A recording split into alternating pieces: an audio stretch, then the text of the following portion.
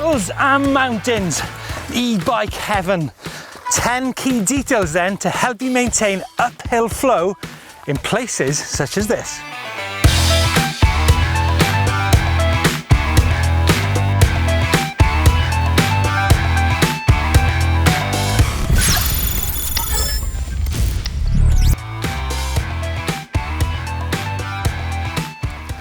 Now, number one, and very important, is the mode you decide to ride in, because that's going to have an effect on your battery consumption as well. And remember, the steeper the slope, the higher the power mode for the heavier rider.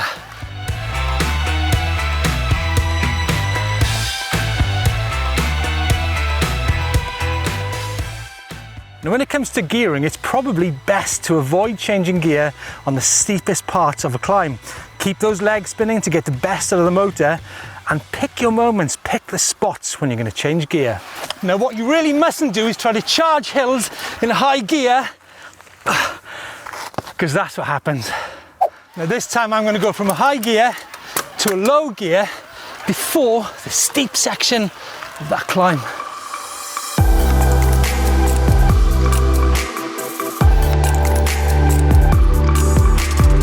Now, surfaces are really important when you're climbing. As you can see here, you've got some beautiful outcrop, but then it transitions into outcrop with a bit of loose material on top of it. Now, I just know that that is going to be an absolute nightmare if you try to put power down on that kind of surface. So what I'm going to try and do in a situation like this is keep my momentum as fast as I can to try and get through this quite difficult part of the trail.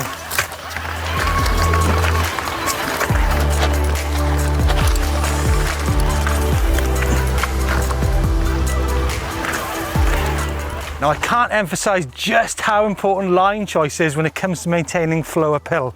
Now, as you can see, we've got a really smooth bit of trail here, but it comes to a step. Because what you're trying to do with uphill flow is maintain your momentum and keep to the line of least resistance.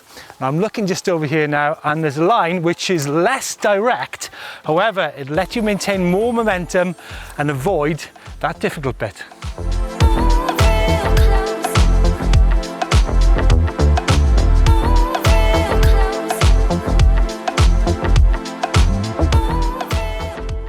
Now, we all love riding hills on our e-bikes, whether on trails that we know or trails that we don't know. There will certainly be moments where the track splits and you have a decision to make. Now, this is where anticipation comes into the game.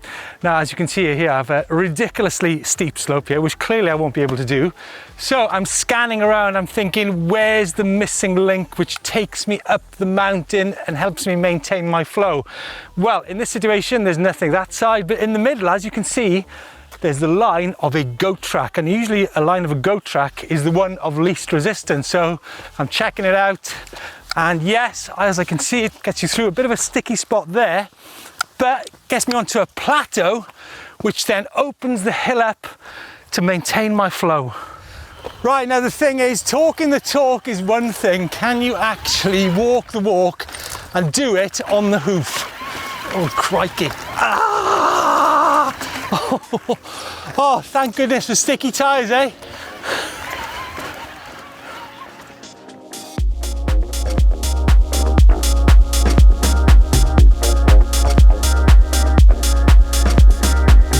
The angles will constantly be changing as you move up the hill.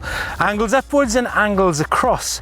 Have a look to see if you can take the direct line or a contoured line, but prepare for battle and attack, and prepare in gearing for those really steep moments.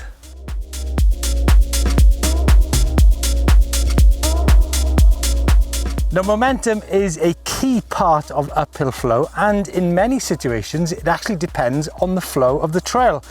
Now, usually you will not be able to maintain the same momentum up the hill. It'll come in short bursts only on some of those longer climbs, and the momentum needs to be smooth to maintain grip and avoid a sudden dump on those pedals.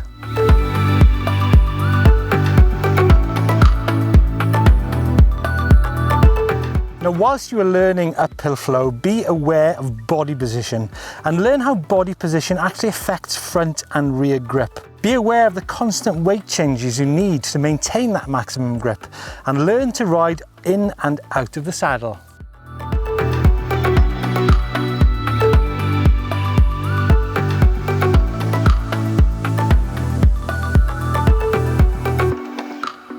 can you handle the intensity of the mountain that's ahead of you? Be aware that this could possibly be an extremely physical climb. Manage your outputs on moments of high effort with moments of low intensity. Now remember, resting could actually make or break a climb, because after all, uphill flow is not about maximum momentum, it's actually about making it. Now, 2 extreme hills where we use these skills, I'm going to show on the left right here. Give us a thumbs up if you like this video.